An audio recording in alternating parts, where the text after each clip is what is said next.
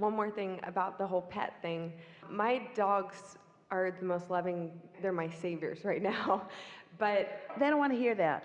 They don't want to hear that. They weren't born for that. They're not up for that. They're just living happily ever after. And if it's good for you, then so be it. But they are not trying to save you.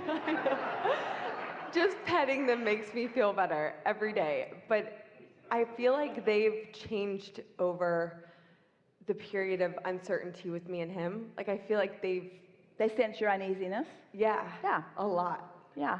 Well, stop it. Does that just go away the second I'm not uneasy? Yeah. Okay. In some ways, they're responding to you. They do. They will reflect back to you. But they're solid. So here's the deal. So I'm having a hard time. Here's my sweet little dog who have been so good for me. But I can see that they're worried. Now, where did you just go? You went from not feeling good to not feeling good. In other words, now you're even making your dog part of the problem. No, and your dog is saying, hey, leave me out of this. Leave me out of this. Leave me out of this. You are assuming things about me that just aren't true. I never cared about that guy. I never wanted to be around that guy. I don't need to be around that guy. Don't drag me into this.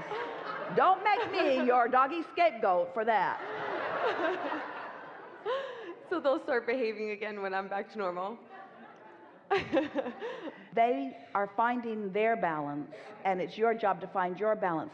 But don't make somebody else being out of balance contribute to your being out of balance. No, they don't contribute to anything. And don't make your out of balanceness be responsible for someone else's either. In other words, that's really what they're wanting to reflect back to you. Thank you so much for this. Really good. Thank you. Yeah.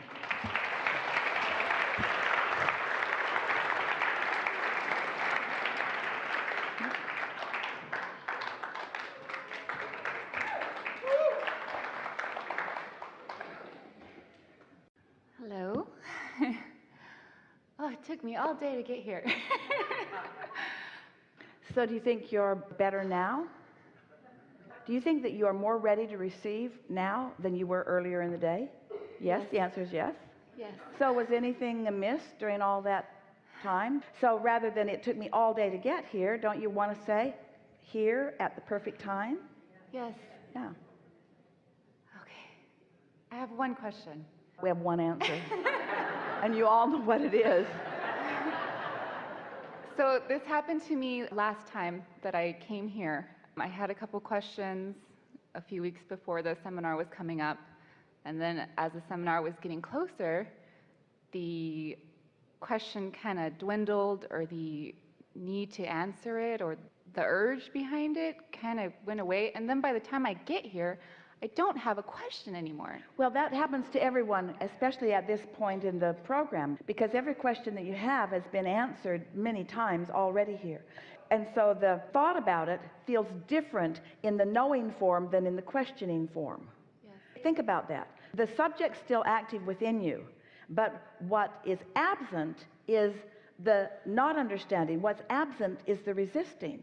It goes back to the story that we told earlier about the woman who only thought she wanted something when she was feeling the discomfort of not having it.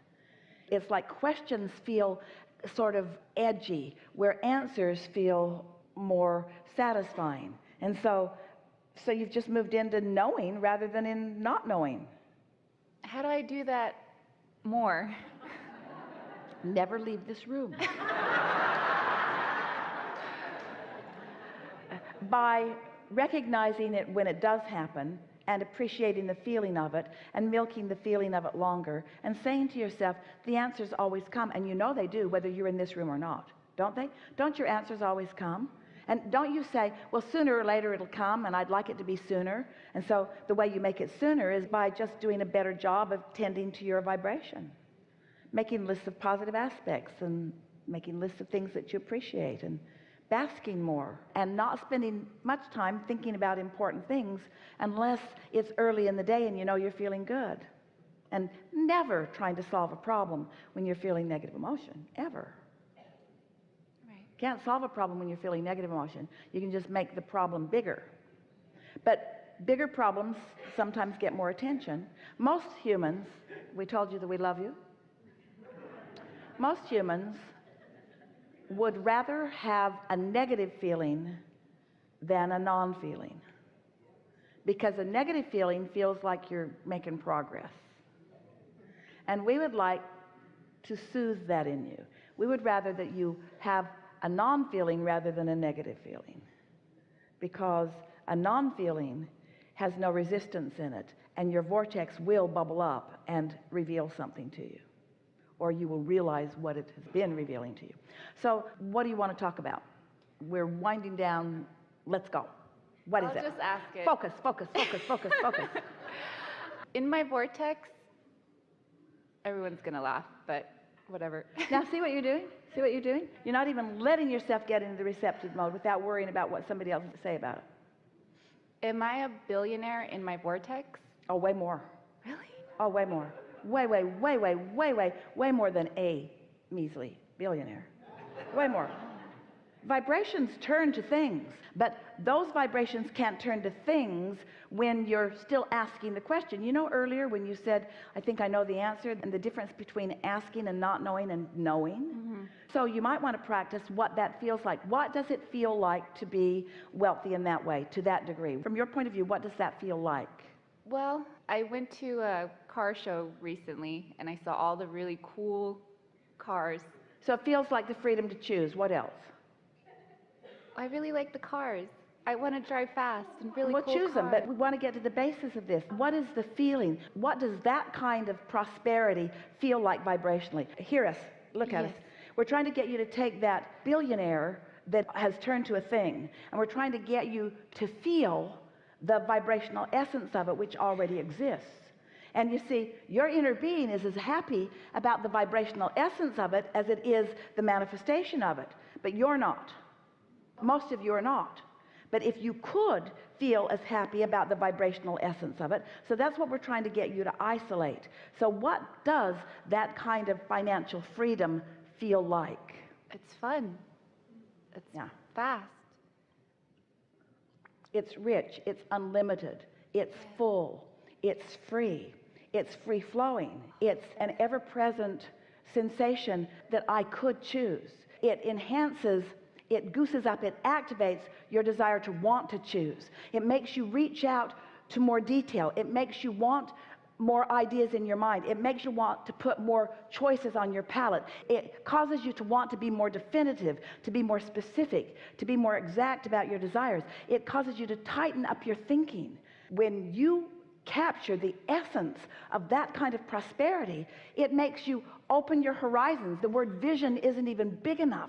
It makes you want to look further into the world. It causes you to feel your own expansiveness. And the biggest thing of all that it does is it makes you feel worthy beyond physical description. Because if you can turn that idea of that kind of manifested prosperity into the uncondition of the vibration, oh, you're in that place where you're now ready to let the universe yield to you. You see, you couldn't buy with your billions the concentration that Source has upon you. You can't buy that. You can't take your things and turn it to that vibration. The vibration turns to those things, but you can't take your things and turn it to that vibration. But you can accomplish that unconditional vibration just by knowing it exists. And it's the reason that we talk to you the way we do about the laws of the universe. It's the reason that we attempt to help you feel the realness of this vibrational reality that you can't see. It's why we want to help you know that it's real, even though you can't yet translate it into the billions or into the manifestation. So now that you are understanding a bit more who you are and why you're here, and that you are an extension of that, and that you are rich beyond physical interpretation, and that you are unlimited, and that the universe is responding to your every thought. That's how important you are. And as you begin to define your thoughts and to use the assistance of your inner being to feel where your thoughts are, and then you watch those fledgling thoughts turn to things, and those fledgling thoughts turn to things, and these even bigger thoughts turn into things, and these bigger thoughts turn to things. In time, you realize there are no limits, that nothing is off limit, that anything that you want can be. But now you're not mixed up. You're not trying to find the feeling because you found the billions first. You're letting the billions come from the feelings. That's what deliberate creation is. Because it's not things turning to thoughts. That's the way humans want to do it. They want to look around at things and think about them. But that's just regurgitation. You're a creator. You're not a regurgitator. You want your thoughts to turn to things. You want your vibrations to turn to thoughts. That's happening. That's step 2. You don't have to do that. Your vibrations are turning to thoughts. But you got to get into step 3, which is the receptive mode, so that you can begin translating those vibrations and those thoughts into those manifestations. And with everything you manifest, got lots of stuff, don't you? With everything you manifest, you begin to understand more and more. It wasn't the accumulation. It wasn't the ending place. It was the experience of the unfolding that you're all about anyway. That you're all about all day anyway. That receptive mode, once you get there and hang around in there a little bit, you won't want to go back. You won't want to go back to a time that you were less focused or less aware of how you feel or less willing to gravitate toward the thoughts that feel better. You just will be unwilling to watch the movie that scares you or have the conversation with a friend that bums you out. You just start really wanting to tend to that precious alignment, because that precious alignment is life in the way you mean for it to be. Really good. Really good. Yeah. Right.